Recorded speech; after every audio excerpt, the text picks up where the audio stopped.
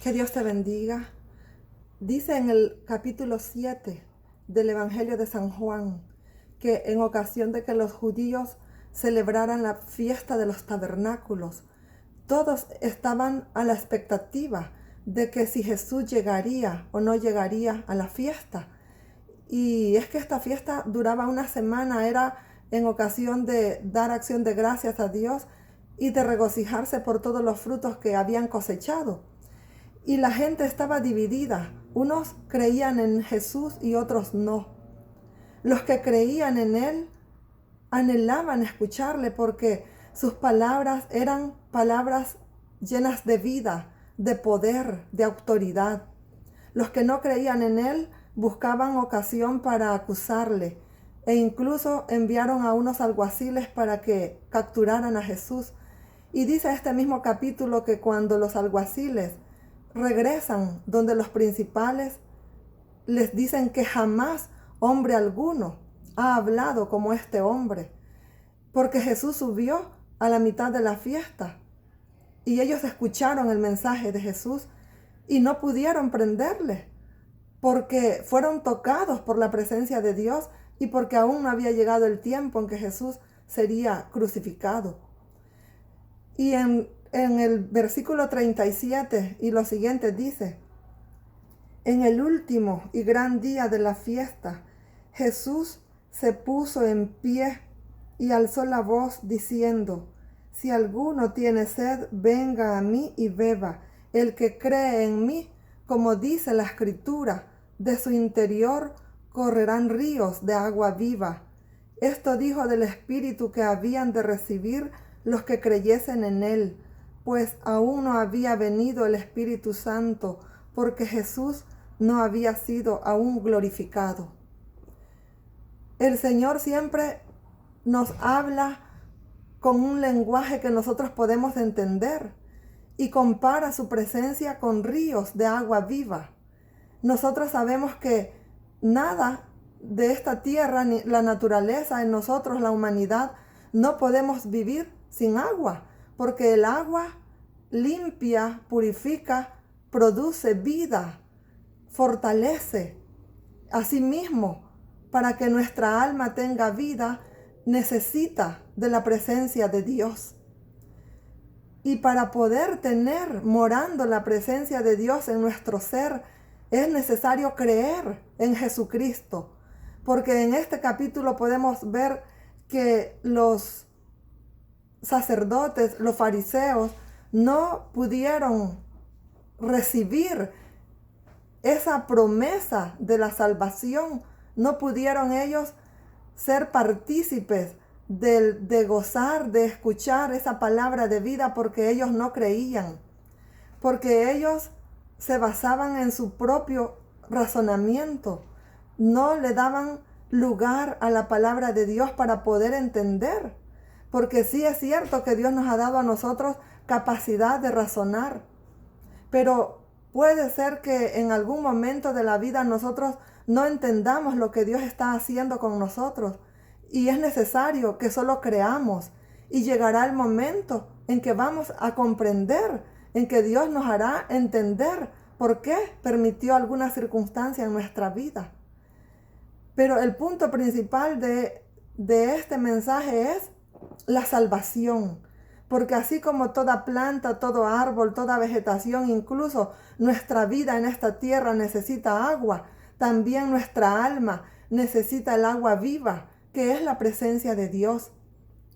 Porque cuando Él habla de el Espíritu Santo, es Él mismo, es la misma presencia de Dios manifestada a través de su Espíritu. Porque Dios es el Todopoderoso. Nosotros humanamente no podríamos resistir la presencia de Dios en todo su esplendor, con todo su poder. Pero Él, conociendo nuestra humanidad, nuestra debilidad, se manifiesta a nosotros de una manera suave, con su Santo Espíritu. Y es su Santo Espíritu quien nos guía a toda verdad. Él es quien nos da sabiduría, nos da conocimiento. Él es quien nos da paz, nos ayuda a seguir creyendo en medio de la adversidad, a seguir creyéndole a Dios, aún en medio de la dificultad. Y dice en el Salmo 1, en el versículo 3, serán, dice, como árbol plantado junto a corrientes de agua, que dan su fruto a su tiempo y su hoja no cae, y todo lo que hace prosperará. Esto dice de todo aquel que teme a Dios, que se deleita en su palabra. Cuando nosotros creemos en Jesucristo y nos deleitamos en Él, en su palabra, es así como viene a morar a nosotros la presencia del Señor, que es el mismo Dios, como dije antes, porque Jesús antes de irse dijo, he aquí, yo estoy con vosotros todos los días hasta el fin del mundo. Es el mismo Dios manifestado como Espíritu Santo. Sin Él nosotros no podemos vivir. Lo necesitamos a Él. Necesitamos su presencia. Porque así como el agua limpia, también su presencia nos limpia. Porque nuestra naturaleza humana tiene el pecado, tiene la debilidad. Y nosotros tenemos que lidiar con eso cada día. Sabemos que nuestra alma es limpia con la sangre de Jesucristo que Él derramó en el Calvario. Pero mientras estemos aquí en la tierra, necesitamos confiar en Dios, necesitamos la presencia de su Espíritu para que Él nos fortalezca, para que nosotros podamos cambiar. Porque el Señor quiere que nosotros seamos santos. Y ser santo es ser apartado para Dios. Significa que no podemos ser como el mundo es, sino que tenemos que ser diferentes. Pero esa diferencia solo la hace el Espíritu de Dios. Solo su presencia morando en nosotros nos puede hacer diferentes. Es por eso que nosotros necesitamos de Él.